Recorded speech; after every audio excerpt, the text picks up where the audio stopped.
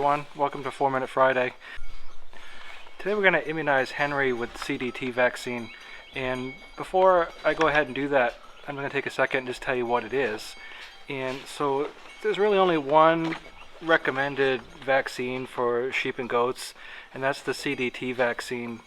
Clostridia type C and D exists no matter how clean your farm is. Clostridia is a fatal bacteria to sheep and goats, and it's really preventable. It's a shame to lose an animal to tetanus or Clostridia, which is usually, they call it enterotoxemia, an overeating disease or a pulpy kidney. And I'm telling you this because I've already experienced these losses, so take it from somebody who's already been there. It's a waste, and that the pulpy kidney seems to always affect the largest lamb that you have, and the type C, the Clostridia C, ends up in being a bloody stool, and it's fatal. So just a 2 milliliter or 2 cc dose prevents all that, or actually stops it dead in its tracks, literally. And you give them a booster in 2 weeks, and then you're all set. And so, you know, a lot of us are really hesitant to give antibiotics or immunizations to our livestock because we want the healthy lifestyle. So we're raising these animals to eat, and so we don't want to give them things that we're going to in turn ingest later on. And I'm a firm believer in all that too. However, I also believe in modern science, and there's some things that are just a godsend, and I think we should use them. And so one of those things is the CDT vaccine. And so, just like all of us, we all get a tetanus shot every so many years. I think it's 10 years, and then you get a booster. So Henry's mother was immunized with CDT, so he got some with his colostrum. And if you have a new lamb that the mother wasn't immunized, then you can immunize them pretty early on at, say, a week or so. But Henry here is pushing 4 weeks, and so we're going to think about castrating him here soon. So what I want to do is give him his first vaccine, and then within 2 weeks or so, in tune with his castration, we're going to give him his booster. And so whenever you use the banding method to castrate your livestock, it's always a good idea to administer the tetanus vaccine. So this is a 3-way vaccine. It's CD, so the Clostridia bacteria, and T for tetanus. And it's a 2 milliliter dose. And I get all my vaccines from Valley Vet, and then I get my syringes at Tractor Supply. So these vaccines, you want to make sure it's well mixed. And so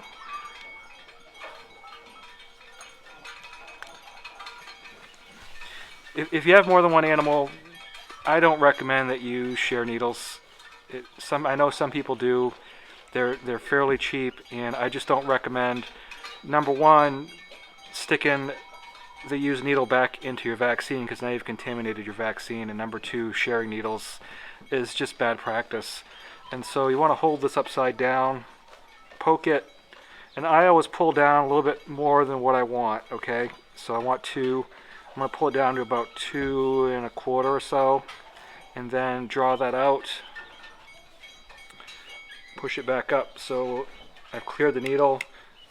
There's no bubbles in here. We don't want to inject bubbles. And so I'm going to do 2 things. Number one, I'm going to demonstrate how I would do it, and I'm actually going to do it because it's a little bit of a struggle trying to do this by yourself. And so with larger animals, restraint usually takes 2 people, and so I almost always recommend some sort of restraint, either some kind of a head gate or a second person.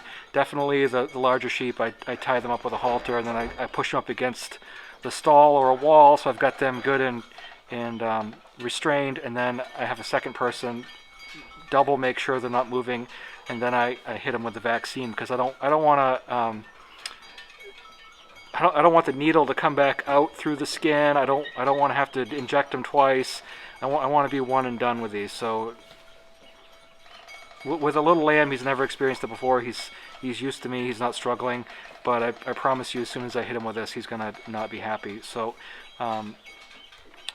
So first of all, I'm going to cap this needle back up, and I'm going to demonstrate. So there's a couple things. I always give my vaccines right in the neck somewhere, and particularly with animals that you're going to harvest, you don't want to inject in the rump. That'll end up causing it actually toughens the meat in a circle, about this big, and so you end up losing it. And if you see your butcher, you can talk to him about that. Some people that don't really know what they're doing when they inject, they'll inject in the rump, and then you've actually ruined the meat there. So you always want to go in the front part of them. Maybe when you do these sub-Q anyway, you only need a little spot, and you just need to make a little tent. So you're gonna take. I'm not gonna do it right here, but you're gonna take your fingers and you're gonna pull it and make a tent. Like if I did this with my hand, I'm gonna pull it up and make a tent, and then I'm gonna go in sideways, just sub-Q and inject that vaccine. You don't want to drag the needle inside. You just want to be in quick and then back out. And so it's a little bit of an adrenaline rush. Sure, the first couple times you do that, I get that, but for sure, once you get used to it, it'll all go sweet. So I'm gonna hit him with this, and I'll move the camera.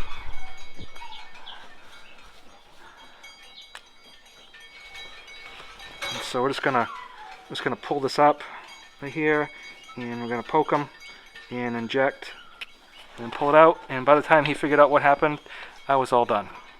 So if you have any questions or concerns about doing this, hit me with the comments down below, and if you would, please hit share and like, and thank you for joining us again. We'll talk to you next week. Thanks for watching.